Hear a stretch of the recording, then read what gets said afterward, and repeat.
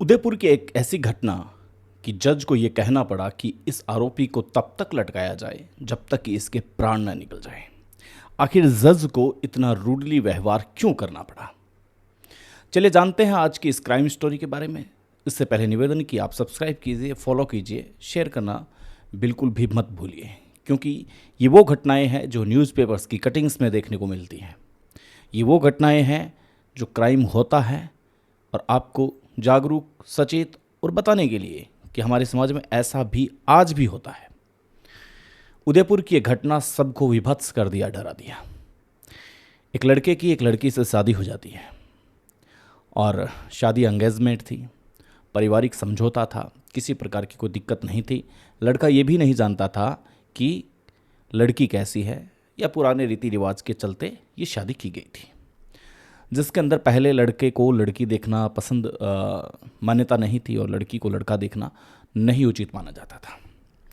मान्यताओं के चलते रिश्ते रिवाज, समाज की एक अच्छी सोच और इसमें शादी का बंधन, सब कुछ तय हो जाता है, शादी हो जाती है। लेकिन शादी के बाद में जैसे ही पहला दिन आता है तब दूल्हे को पता चलता है कि उसकी दुल्हन जो कि रियलिटी के अंदर वो नहीं है जो वो पाना चाहता था, कुछ और ही है। अब यहीं से दूल्हे के दिमाग में फितूर और फितूर ऐसा कि कुछ भी हो, मुझे इससे तलाक चाहिए। लेकिन तलाक के लिए एक वजह चाहिए। समाज में एक उत्कृष्ट स्थान और उस स्थान का व्यक्ति ऐसे कैसे किसी को बता देगा कि चलिए हम मानते हैं कि आप नहीं रहना चाहते तो हम तलाक दे देते हैं। रिश्तों में बंधन, कुछ तो ऐसा किया जाए ताकि इससे पीछा छूटा जाए।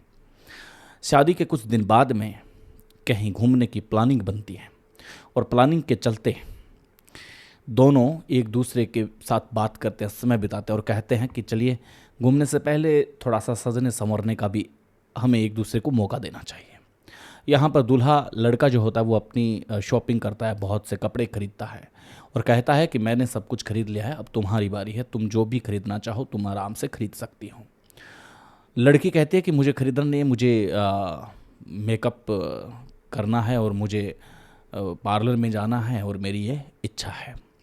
सब कुछ सही चल रहा है, लड़का उसको पार्लर में लेके जाता है। वहाँ पर हज़ारों रुपए खर्च करने के बाद में जो लड़की थी वो रहती ही नहीं। दरअसल उसके चेहरे पर इस प्रकार की ताजगी और सौंदर्यकरण का वो मिलाप मेल दिया जाता है जिसको देखते ही दूल्हा कहता है कि काश ऐसी रियलिटी में अगर कोई लड़की मेरी ज़िंदगी में होती तो फिर कितना अच्छा होता। लेकिन उसे भी ये पता था कि ये तो सिर्फ मेकअप का कमाल है, ये तो सिर्फ इस पार्लर का कमाल है, ऐसा कुछ इस बात में खास है नहीं। अब इसने क्या किया कि अच्छा पैसा खर्च करके उसको शॉपिंग करवा के ये जहाँ घूमना चाहते थे मंदिर में, वहाँ घूम के ये दोनों आते हैं और आने के बाद में वापस उनकी ज़िंदगी एक बार पटरी से होती हुई निकल पड़ती है। इधर मायके से उनके ससुर और उनके सास अपनी बेटी को लेने आते हैं शादी के महज कुछ दिन बाद में, तो वो चली जाती हैं।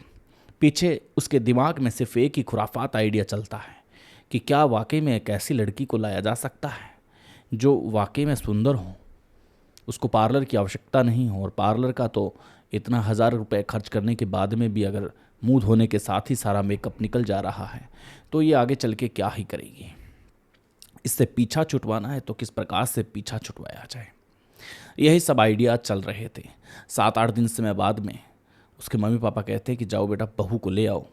अब वो जाता है बहू को लेने के लिए, लेकिन उसके दिमाग में सिर्फ एक ही आइडिया है कि किसी तरीके से इसको रास्ते से हटा दिया जाए। दिमाग बस वहीं चल रहा था। अब उसको लेके आता है, रास्ते में सिर्फ वही बातें चल रही थी। 2 दिन बीत जाने के बाद में सब कुछ सामान्य चल रहा है। एक केमिकल लेके आता है मार्केट से और कहता है कि तुम अपने इस केमिकल को अपने मुंह पे लगा लो ताकि तुम्हारा जो कालापन है वो हमेशा के लिए निकल जाएगा और तुम बहुत ही सुंदर और अच्छी दिखने लगोगी, तो किसी बात की कोई चिंता नहीं रहेगी। लड़की भी राजी हो जाती है कि चलिए भाई हस्बैंड है, लेके आया है, पहले भी मुझे पार्लर में खूब सजाया संवारा है, इसके बाद में घूमने भी लेके गया है, शॉपिंग भी करवाई है, इसके बाद में मायके से भी लेके आया है, तो ये मेरे साथ गलत थोड़ी करेगा। वो भी राजी हो जाती है।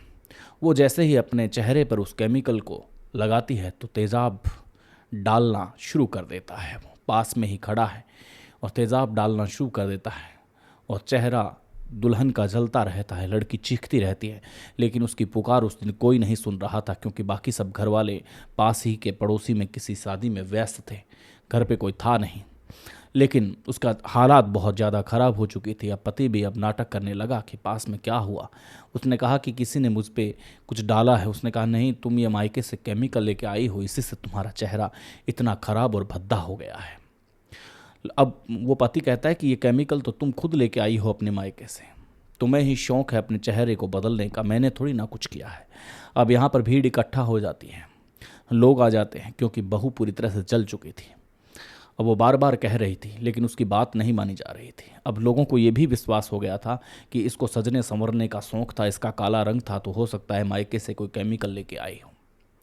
लेकिन इसके बाद में घर वालों को पता चलता है, पीहर पक्ष को पता चलता है, लड़की को हॉस्पिटल भर्ती करवाया जाता है। और इसके बाद में पोल खुलती है, पुलिस इन्वेस्टिगेशन करती है, तो पता चलता है कि लड़के ने ही एक दुकान से तेज़ाब की बोतल खरीदी थी। और इसके बाद में सीसीटीवी कैमरा से पता चलता है कि जो केमिकल, जो ट्यूब आरोप लगाया जा रहा है कि दुल्हन अपने मायके से लेके आई थी, दरअसल वही आदमी खरीद रहा था थोड़ी देर पहले। इसके बाद में उसको हिरासत में लिया जाता है। हिरासत में लेने के बाद में उसको पूछताछ की जाती है, तो वो अपना गुनाह कबूल करता है। और जज ने जब सज़ा सुनाई तो ये कहा कि इस आरोपी को इतना लटकाया जाए जब तक कि इसके प्राण नहीं निकल जाए। जज के इस कथन के साथ बहुत तालियां बजी कि कम से कम ऐसे दरिंदे को ऐसी सज़ा तो मिलनी ही चाहिए। ऐसी क्राइम स्टोरी रोज़ हमारे यहाँ। नमस्कार।